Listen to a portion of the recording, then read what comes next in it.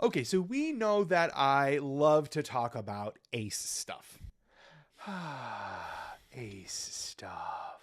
But something else I love that I don't talk about nearly enough on the channel is horror. I have been in love with horror since I was a kid. The very first horror movie I ever watched was Friday the 13th, and I watched it probably when I was 8 years old. I don't really know what my parents were doing, but bless them.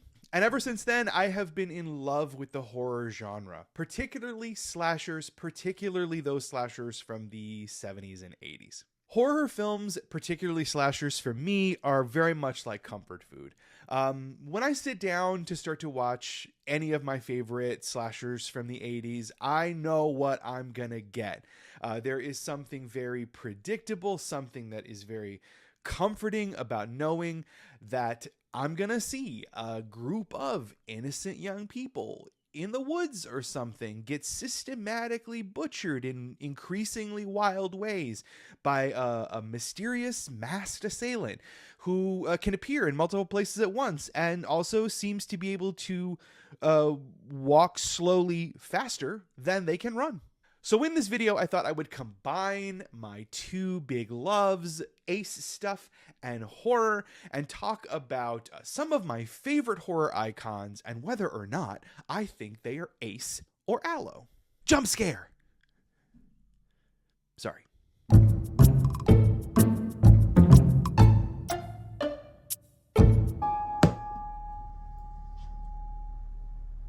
Okay, John Carpenter's Halloween is my absolute favorite horror movie of all time. Love.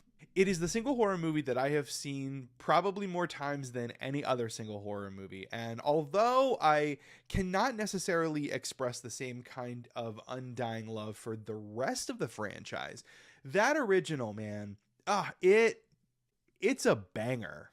And nothing about the Halloween franchise would work at all without Michael Myers. Because you remember, they tried it. They tried it with Season of the Witch. And although I dig that movie, there was no Michael. It did not work. So do I think Michael Myers is ace or aloe? I think Michael Myers is absolutely ace. When we look at Michael Myers throughout all the films in his nondescript jumper and his white, emotionless, featureless, basically face.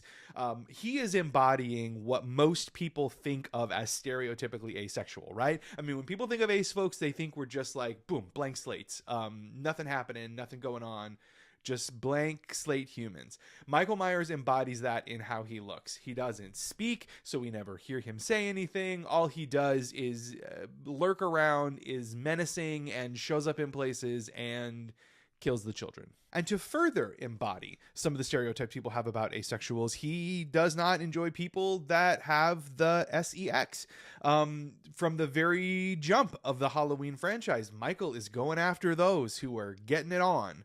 He gets his sister Judith right away and doesn't let up. The only person who survives the original movie is the virginal and very chaste Laurie Strode. But while I think Michael Myers is ace, I also want to suggest that he is potentially homoromantic, just because I want to insert Michael Myers into the gay culture, because Michael Myers lives for the drama. He's not just content to run around, lurking around, stalking Laurie Strode. No. When he is dispatching with the teens in Halloween, he is pulling stunts. Michael has the tricks. Michael is working it. He is a queen who lives for the drama. He hides in the car to dispatch with Annie. Bob is installed on the wall in the kitchen like a dog's playing poker painting. And to get rid of Linda, he dresses up in a sheet, puts Bob's glasses on, and then does that whole scene in the bedroom with her, strangling her while she's on the phone with Laurie. I mean, these are some stunts. He's pulling stunts. And the piece de resistance, when Laurie discovers everybody, he has strategically hidden them about the room so that all she has to do is stumble around, and then they magically one by one reveal themselves. I mean, look, there are a lot of things in this world that may or may not be gay, but girl, that's gay. He's gay culture. Michael Myers is gay culture. But jokes aside, out of all the slashers, Michael is the one that reads the most ace to me. If horror films had kind of a slasher embodiment of not experiencing sexual attraction, it's Michael Myers, who dispatches all the people that he dispatches across the films in a deeply dispassionate way. He is not working from a place of lust or libido or even like extreme passion. He's just doing the thing he knows how to do and trying to like stay out of the mess. Except the mess he creates. So Michael Myers, ace. I'm calling him our horror ace icon. He's my horror ace icon anyway. Michael Myers, ace.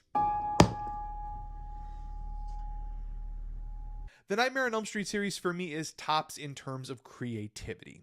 I don't think there's another slasher franchise that is more innovative and creates a more interesting world to play in and die in than a Nightmare on Elm Street. To survive a nightmare movie, you have to do more than know the rules of the real world. You have to somehow find a way to make it through the confused and contradictory and unexpected logics of the dream world. And that opens up across the franchise so many interesting stories and interesting avenues to create like surprising ways that the slasher genre and form shows up. Now, not every film in the franchise is a banger. Kind of looking at you, Dreamchild. But when A Nightmare on Elm Street works, it really, really works. And so much of that hinges on the character of Freddy Krueger and the performance by Robert Englund. So I think it should be no surprise that I am putting Freddy in the Allo column. I mean, if there was an Allo slasher, it's Freddy. Freddy's the Allo one. In his pre-slasher existence, Freddy got into trouble with the community because he was Allo in all the wrong ways. You know what I'm talking about. Allo in all the wrong ways. But even once he is transformed into the nightmarish dream slasher Freddy Krueger that's haunting the children on Elm Street, he is consistently littering the world with sexual innuendos, with sexual advances, and just making everything feel really, really uncomfortably hot.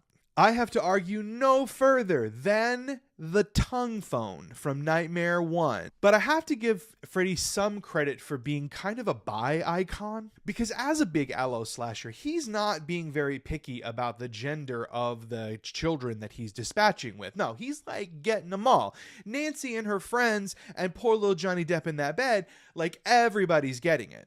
And when you think about Nightmare 2, Freddy's Revenge, where he goes after Jesse. Oh, Jesse. Oh, gay little Jesse. He creates in Nightmare 2 the gayest slasher film ever. There's the murdering with the towels in the shower. There's going to like a literal leather bar. Look, sorry friends, but there is nothing ace about Freddy. I can't even twist things to make him a sex favorable ace person. No. Freddy is definitively Allo.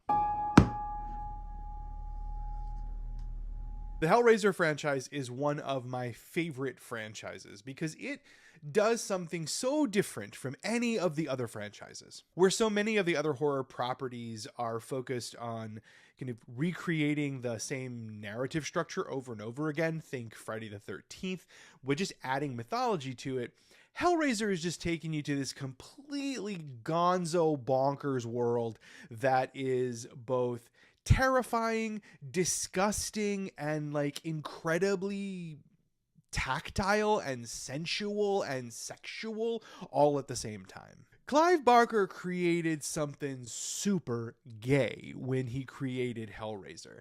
No. Hellraiser is doing something more than being super gay. Hellraiser is super queer.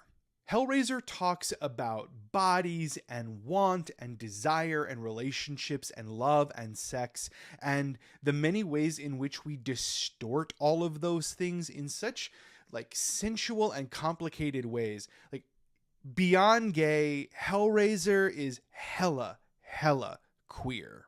And at the center of this franchise is Pinhead, who among the horror icons and among the slasher type figures that sit at the center of franchises, Pinhead is the queerest of them all. And for my money, Pinhead is absolutely, definitively ace. Now, you may be saying to yourself, now hold on, friend. We're talking about like some real kinky queer stuff going on in Hellraiser. And I'm like, yes, I know. Very well aware. And that is exactly why I'm putting Pinhead in the category ace. Pinhead is out there showing up for the sex repulsed ace kingsters in the world. And for that, I salute you. Pinhead isn't following the same pathway as like our friends Freddy Krueger, who are like chasing children down and trying to like dispatch them in weird and increasingly messed up ways. No. People come to Pinhead. They find him. If they open the lament configuration, Pinhead's like, okay, all right, we're going to play. And it's all done. And there's no arguing. There's no negotiation. It's just done. You show up in Pinhead's world, and I mean, Pinhead's going to do what Pinhead's going to do. And what Pinhead is going to do is really deeply unpleasant. Unless you get a lot of pleasure in it, which, no kink shaming here. Every time I watch the Hellraiser franchise, I am just so struck by how Pinhead connects in my brain to folks who are sex repulsed ace, or just ace in general, but who are very much into kink.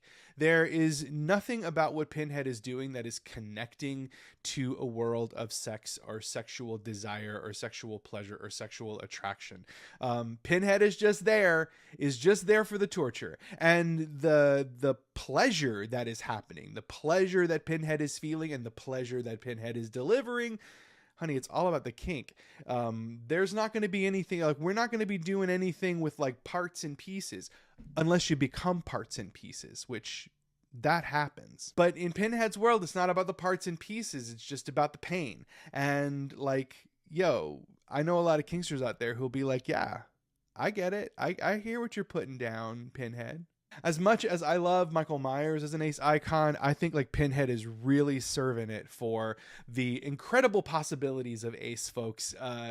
That ace folks are not confined to be that blank slate that people assume that kind of Michael Myers represents, but Pinhead is showing us the full spectrum of what ace people can be. Ace people can be full on wild kinksters. Now, I hope that ace people aren't going quite as far as Pinhead is going. Like, friends, maybe not that far. But yeah, ace icon, Pinhead, here for it. There are, of course, many other horror icons that we could choose ace or aloe for, but I just picked my favorite 3 for this video. If you'd like to see more content like this, you want to see other horror icons, let me know in the comments that you'd like to see more, and let me know which icons you'd like me to weigh in on. Horror has always been my go-to genre, my comfort genre. I know that if I put on a horror film, no matter how good or bad it may be, I'm going to leave the experience feeling like connected to something that I love very much, and something that brings me a lot of joy and brings me a lot of comfort. Part of that, I think, is that in horror stories, I always can see some version of the story of queerness.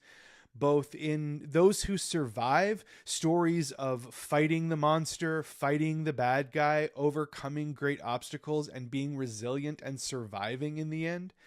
And also through the eyes of the slashers and the monsters, feeling what it's like to be queer and hated in the world, feeling like the world sees you and the way you exist as a monster.